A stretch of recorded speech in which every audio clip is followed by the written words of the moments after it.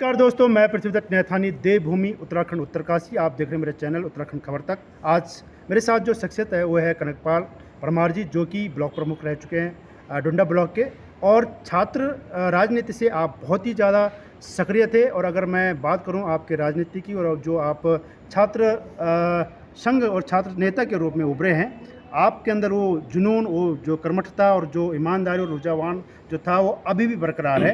तो मिलते हैं कनकपाल जी से। परमार साहब, सबसे पहले आपका बहुत बहुत स्वागत। धन्यवाद नैथानी जी।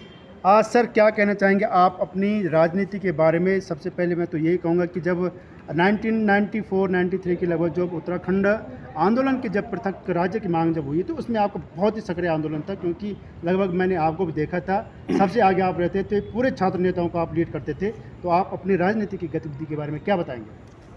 उत्तराखंड जो राज्य आंदोलन था, वो जब यहाँ पर बीपी सिंह सरकार ने मंडल आयोग की सिफारिशों को लागू किया और जो छात्र स्कूलों में जो 27% आरक्षण लागू किया गया, उसका विरोध पूरे हिंदुस्तान में हुआ। हज़ारों छात्रों ने अपनी शहादत दी और ये आंदोलन चलते चलते जब 1994 में पहुंचा, तो उस समय यहाँ के जो विद्वान अधिवक्ता लोग थे और जो बुद्धिजीवी लोग थे उत्तराखंड के, उन लोगों ने ये कहा कि उत्तर प्रदेश के साथ हमारी भौगोलिक स्थितियाँ भिन्न हैं, और जिस तरह से एक बाज़ार में दो भाव नहीं सकते, उसी तरह एक राज्य में दो नियम नहीं हो सकते, दो कानून नहीं हो सकते। तो आप अपने अलग राज्य की मांग करो। और वो आरक्षण विरोधी जो हमारा आंदोलन था छात्रों का, वो अभी दो उत्तराखंड राज्य 2 में बदल गया। लेकिन आज दुख होता है कि उत्तराखंड राज्य को बने इतना लंबा अरसा हो गया। जो उत्तराखंड राज्य की लड़ाई की जो मूल अवधारणा थी कि यहाँ के मूल निवासियों को वरीयता मिले, और जो यहाँ के जल जंगल और भूमि है, जो भू कानून की जो लड़ाई आज तक लड़ी जा रही है, वो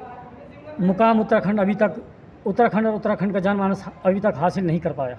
जी परमार साहब, जैसे क्या है कि अगर मैं 94 के अगर मैं बात करूं, तो जो मुजफ्फरनगर कांड, जिसको कि जलियांवाला बाग कांड भी कहा जाता है, उत्तर प्रदेश में मुलायम सिंह की सरकार उस समय थी, आपने भी उसमें जो सक्रियता भाग ली है, और सुना कि आपको उस समय गोली भी लगी थी। नहीं, चोट लगी, सर पे चोट भी लगी थी, क्योंकि वो बहुत ही क्रूर था उस समय जो यूपी के दौरान मुलायम सिंह के। इसके बारे में क्या कहेंगे आप? उत्तराखंड के इतिहास की वो काली रात, जब हम दिल्ली जा रहे थे, तो मुजफ्फरनगर नारसन में पुलिस ने हमारी गाड़ी को घेर दिया चारों तरफ से, और जितने भी हम लोग गाड़ी के अंदर थे सबको एक एक करके नीचे उतारा और सबको लाठी डंडियों से मारना शुरू कर दिया, जिसमें कि मेरे सर पे भी चोट लगी और मेरे सर पे 6 टाँके लगे। उसके बाद हम किसी तरह से अपनी जान बचाकर दिल्ली पहुँचे, और दिल्ली में जहाँ पर उत्तराखंड के लोग आज़ाद मैदान में जो सभा हो रही थी, उस सभा में हम पहुँचे। परमार साहब, आप ही बताओ कि मतलब जो आप एक इतनी सक्रियता थे राजनीति में, और आपका मुझे लग रहा है बचपन से ही आपका ये टारगेट था कि मैंने राजनीति में ही जाना। फिर आप जो है पीजी कॉलेज में गए, वहाँ पे भी आपने छात्र संघ का आपने जो चुनाव लड़ा है अध्यक्ष पद पे, और उसके बाद फिर आप जो है आपको गतिमान आप चलते रहे। फिर आपने जो है क्षेत्र पंचायत जीता, और उसके बाद फिर आप ब्लॉक प्रमुख बने, और ये आपका सिलसिला चलता रहा बहुत कठिनाइयों के समय में समझो, या फिर आपकी जो स्ट्रगल है, इसके बारे में क्या कहेंगे आप?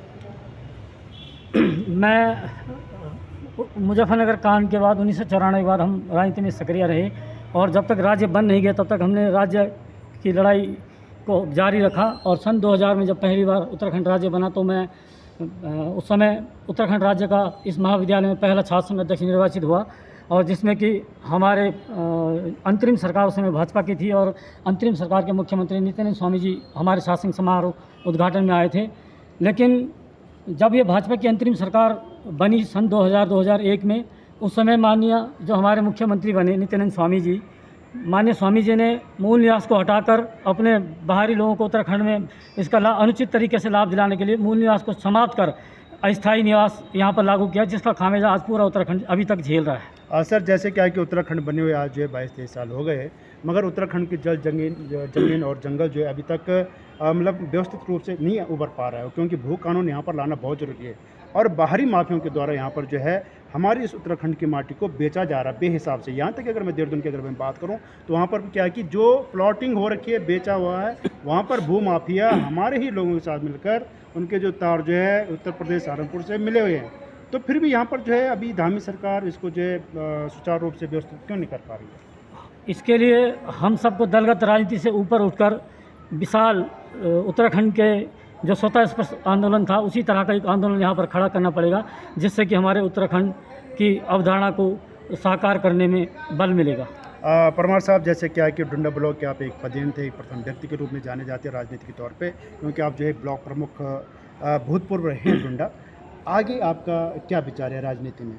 सन 2014 में मैं प्रमुख पद पर निर्वाचन हुआ। मैंने अपनी जिम्मेदारियों का पूरी सत्यनिष्ठा और ईमानदारी के साथ अपने कर्तव्यों का निर्वहन किया। और जहाँ तक आगे की राजनीति का सवाल है, तो हम राजनीति में सक्रिय तौर पर काम करते हैं। जनता की जो भी समस्याएं हैं, दुख सुख है, उनमें हम हमेशा संघर्षशील हैं। और मैं ये कहना चाहूँगा कि जहाँ तक आगामी जो राजनीति की बात है, वो क्योंकि अभी आने वाले आगामी लोकसभा चुनाव होने हैं, उसके बाद 27 में विधानसभा का चुनाव होना है।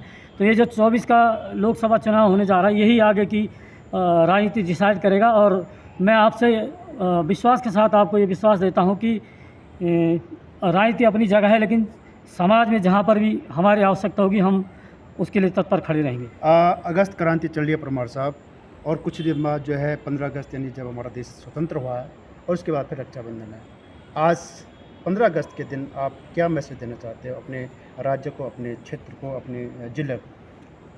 हमारा तो सबसे महत्वपूर्ण मैसेज और संदेश यही है कि हमारे देश में की जो विभिन्नता में एकता का जो मूल मंत्र है, और जो हमारा संविधान है, उसकी संविधान की रक्षा की जाए। और देश में जिस तरह से नफ़रत का माहौल बनाया जा रहा है, नफ़रत को हटाकर मोहब्बत की दुकान खोली जाए, यही हमारा संदेश है। तो जिस प्रकार से यहाँ पर ब्लॉक प्रमुख भूतपूर्व कनकपाल परमार जी ने बहुत ही सादगी से अपने जो है हमारे प्रश्नों का उत्तर दिया है, और उनका भी यही मैसेज है कि हमारा जो ये सौहार्दपूर्ण जो व्यवहार है, दलगत राजनीति से ऊपर उठ के हमें अपने क्षेत्र को, अपने राज्य को बचाना है।